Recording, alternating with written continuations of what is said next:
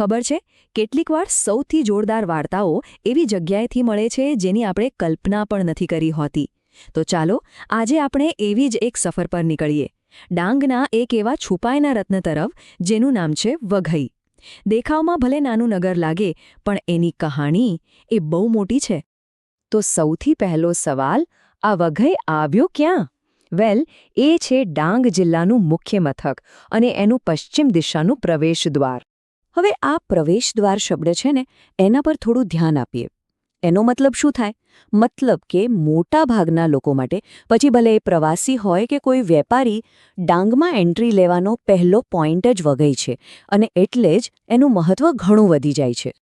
પણ વાત ખાલી ગેટવે હોવા પર નથી અટકતી. વઘઈ એ તો એકદમ જીવંત, ધમધમતું સેન્ટર છે.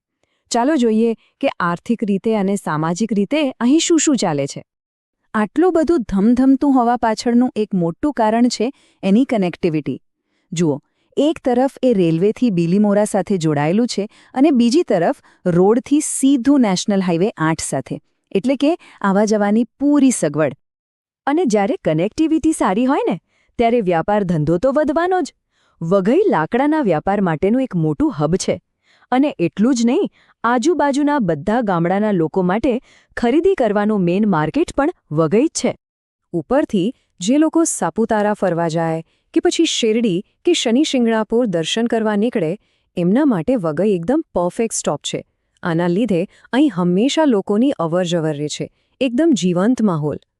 તો વેપાર છે, ટુરિઝમ છે, સારી કનેક્ટિવિટી પણ છે, બધું બરાબર. પણ શું આટલું જ છે? શું આ જ વઘઈની અસલી તાકાત છે? કે પછી આની પાછળ હજી કંઈક બીજું પણ છુપાયેલું છે, જેની સાચી ઓળખ છે? અને આ સવાલનો જવાબ આપણને લઈ જાય છે વઘઈના એકદમ દિલમાં, અને એ છે શિક્ષણ. હા, આહવા રોડ પર એક એવી સંસ્થા આવેલી છે જે આખા નગરનું સાચું ગૌરવ છે. આ સંસ્થાનું નામ છે સરકારી ખેતીવાડી માધ્યમિક અને ઉચ્ચતર માધ્યમિક શાળા. હવે આને ખાલી એક સ્કૂલ ના સમજતા, આ તો એક એવું પાવરફુલ સેન્ટર છે જે આખા સમાજના ભવિષ્યને આકાર આપી રહ્યું છે. પણ એવું તો શું છે આ સ્કૂલમાં જેને આટલી ખાસ બનાવે છે? ચલો જરા ઊંડા ઉતરીને સમજીએ કે એની સફળતા પાછળના પાયા કયા છે. જુઓ, કોઈ પણ સારી સ્કૂલનો પાયો એના ટીચર્સ હોય છે, બરાબર? અહીંના શિક્ષકો એ ખાલી ભણાવતા નથી, પણ એકદમ સમર્પિત છે, બધા અનુભવી છે અને ટેટ, પીએચડી, નેટ, જીસેટ જેવી પરીક્ષાઓ પાસ કરેલા છે. રાજ્યના ટોપ 10 શિક્ષકોમાં એમની ગણતરી થાય છે. પણ હવે જે વાત આવે છે ને, એ સૌથી જબરદસ્ત છે. આટલા ઉચ્ચ કક્ષાના શિક્ષણ માટે ફી કેટલી હશે? 0, ₹1 પણ નહીં. હા, બિલકુલ સાચું. અહીં શિક્ષણ બિલકુલ મફત છે. અને એટલું જ નહીં, જે વિદ્યાર્થીઓને જરૂર હોય એમને ખાસ મદદ પણ કરવામાં આવે છે. હવે જ્યારે આટલું સારું શિક્ષણ અને એ પણ મફત મળે, તો રિઝલ્ટ તો દેખાવાનું જ છે. આ સ્કૂલનું એવરેજ રિઝલ્ટ સતત 80થી 90% વચ્ચે જ રહે છે. જરા વિચારો તો, આ આંકડા જેની સફળતાની આખી કહાણી કહી દે છે. પણ અહીં વાત ખાલી સારા માર્ક્સની નથી. આ સ્કૂલ એક આખું પેકેજ છે. ધોરણ 9 થી 12 સુધી આર્ટ્સ, સાયન્સ, વોકેશનલ બધા જ પ્રવાહો ઉપલબ્ધ છે.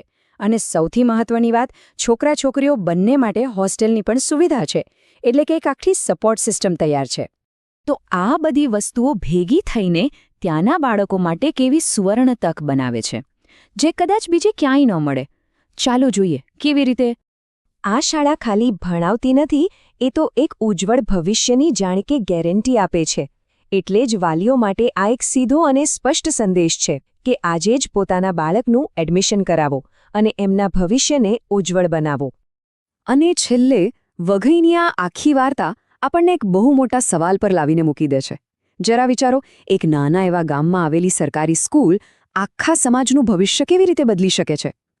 આ કહાણી ખાલી વઘઈની નથી, આ કહાણી છે શિક્ષણની અસલી તાકાતની અને એ તાકાતથી આવતા મોટા બદલાવની.